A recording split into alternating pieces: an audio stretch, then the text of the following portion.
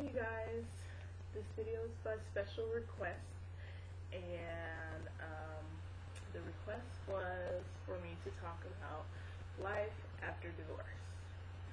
So about today, and there are 2 points that I want to make, and the first one is having a support system, and the second one is reinventing yourself. And these 2 points are so intertwined that, I'm just going to talk about them, together. So, having a support system, okay. This is your friends and your family, your coworkers, people in your life who care about you. That's your support system. And a lot of times, unfortunately, when people get married, they have a tendency to completely lose themselves in their spouse. And what I mean by that is, they stop hanging out with their friends. They stop visiting their family.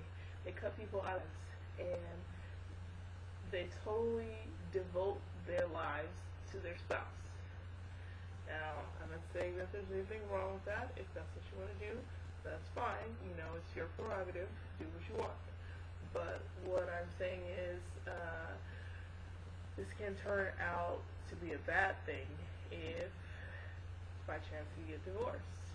Because now you have cut off all ties to everyone who cares about you besides your spouse. And now that your spouse is gone, now that the marriage is over, it's like you feel alone. Like, who do you turn to? Who do you rely on? Who do you spend time with? Who do you confide in? Because your friends and your family, life didn't stop when you got married. So, they have gone on with their lives, and most of the time, not including you. If you have cut yourself out, or if you have cut them out of your lives, I should say, people go on with their lives. They don't just sit around waiting for you to call them. So,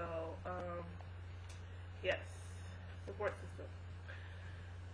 You may have to rebuild those relationships. I got nuts. You may have to rebuild those relationships, those friendships, siblings, relatives, any relatives you can think of. You may have to give out some sincere apologies.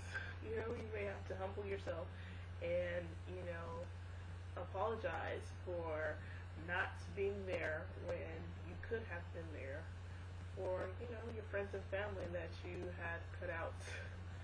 But a true friend is going to be a friend regardless of how much time has passed. And, family is always family, so there's no getting around that. And so, yeah, you may have to work at rebuilding those relationships, but, it's worth it because no one can go it alone. People aren't meant to be alone. They're not. So, people need people. They need companionship. They need friendship. They need intimacy. And all of these things don't have to come from a marriage relationship. They can come from, intimate friendships. They can come from family relations, basically, is what I'm saying. So, make sure that you have a strong support system. If you're contemplating divorce, or in the process of a divorce, or recently divorced, it's important that you have a strong support system, someone who's going to, care about you and listen to you and be what you need them to be to you at that point in your life. And the reinventing yourself, okay. Get back into the things that you love, go back to work, volunteer your services, become more active in church, become a big brother or a big sister, learn to play an instrument, travel, do all those things that you didn't do because you were so busy being married. You're so so busy devoting your time to your spouse or your kids, your family, whatever.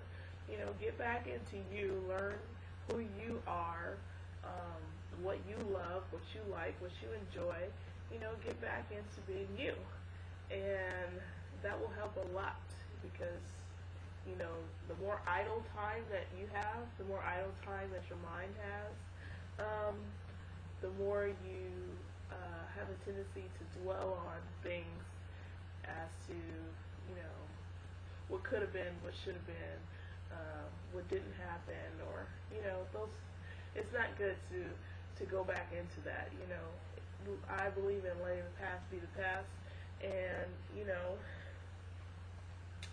a lot of times when people don't have anything else to do, they run back over past experience in their lives and, regrets and all that stuff. Just don't go there. Just throw that out the window, and spend more time getting into you and learning who you really are and what you really love and enjoy. And let's see. Abstinence. Abstinence and celibacy. Okay. These two words, basically the same thing. Very important. Very important after divorce because, when you're used to having a sexual relationship and now that relationship is now gone, most people are like, okay, what do I do now? What do I do now? Yes, I do believe in abstinence. Yes, I do believe in celibacy. And yes, I do teach that because I've been there myself. I know that abstinence and celibacy are possible because I've done it. I have friends who have done it. So, it can be done. Sex is not a need, it's a want. And, everyone has sexual desires. There's not a person on this planet who doesn't have sexual desires, but are you in control of your sexual desires is the point that I'm trying to make. So, whatever it takes for you to maintain self-control, because that's what it's about. It's not you need sex. You may want sex, but you don't need sex. So, self-control, practice it. Learn other avenues, learn other ways to spend your time, learn how to change your way of thinking as far as if you're one of those people who, tends to go into fantasy land. It's very important not to let your mind get the best of you because, once your mind is gone, the body's going to follow. If your mind is on that, the body's going to follow. So it's very important to keep your mind in check. And, if it means prayer, if it means fasting, if it means reading your Bible, if it means getting out of the house and spending time with friends, family, with that support system, they come in handy now. Occupy your mind, because if you don't occupy your mind, it's very easy for those thoughts to come in and take control. And that's what you don't want, because where your mind goes, your body's going to follow, like I said. So, yes, these are just, a few helpful hints, tips that were requested as far as life after divorce. Get back into you.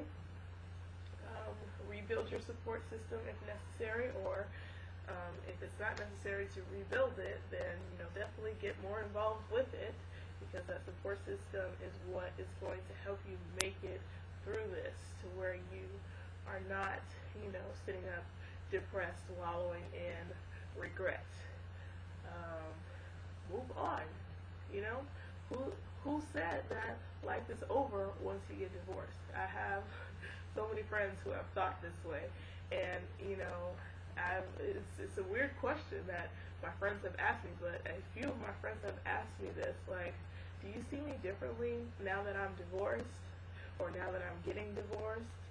No, I don't see you any differently. You're still a friend, and I still love you. So, like I said, divorce is not the end of life. It's not. Life goes on. move on. You can find someone new if that's what you so choose to do. I don't recommend you doing that until you know who you really are, though, because it's really easy to jump right back into another relationship, and you may not be emotionally ready for that yet.